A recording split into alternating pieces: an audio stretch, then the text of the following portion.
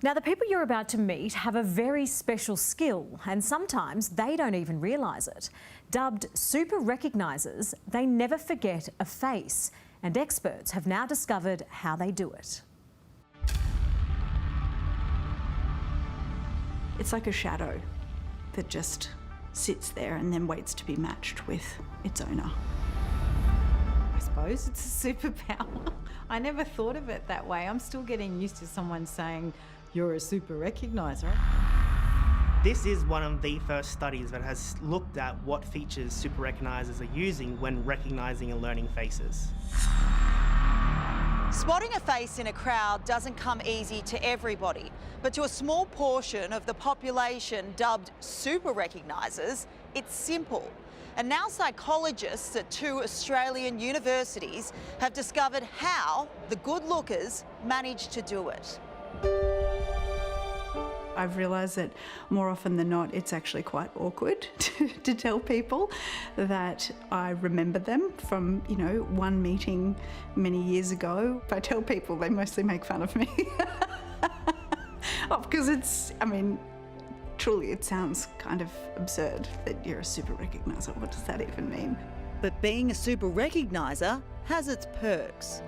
I have discovered that it's probably the reason why I have been relatively skilled in drawing portraits and things in the past, not necessarily as a creative person, but as someone who can sort of see that there is a difference between whatever I've drawn in real life, and I know how to correct it to make it match.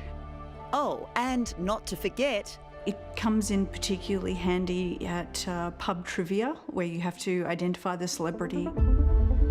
Dr. James Dunn has just led new research into how super recognisers do it.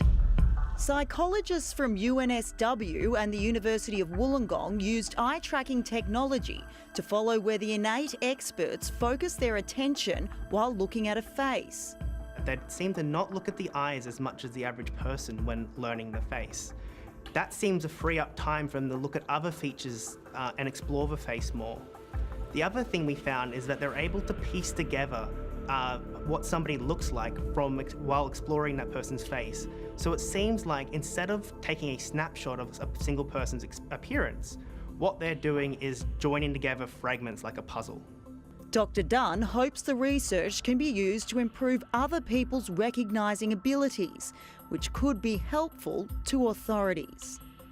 We hope to take this and inform training procedures, so if there was a feature that super recognisers are relying on, we could then develop training that encourages people to use those features. But he admits there's only so much they can do. So we can train people a little bit to make them better, so we can improve performance maybe 5 to 6%. But what we can't do is take your average Joe and turn them into a super recogniser. We could never make up the difference that our genes, or the work our genes does. 56-year-old Nicole has always been spiritual. But it wasn't until a few years ago she realised her intuition when it comes to facial recognition was much more than a feeling. It's a gift. I didn't even know there was a term called a super recogniser until a few years ago. I was watching a program on TV. I saw some people being interviewed and I saw what they were doing, and I just thought, hell, I think that's something I can do. So she put it to the test online, and it didn't take long for researchers to tell her the good news. How did you feel when you learnt that you're a super recogniser? I was shocked. I thought that everybody could do this, or at least do it to some degree.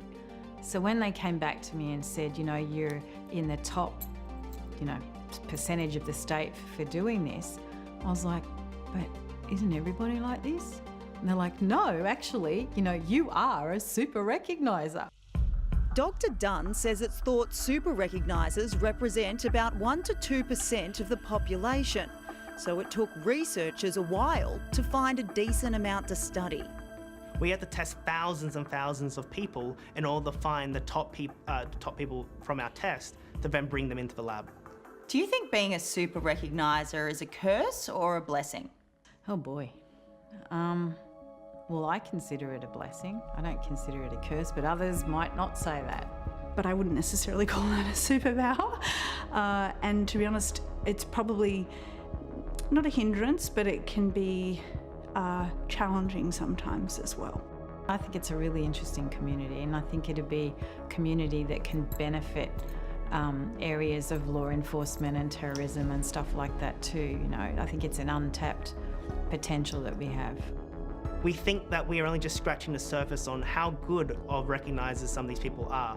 We are really much interested in trying to see if we can find the Einstein of face recognition.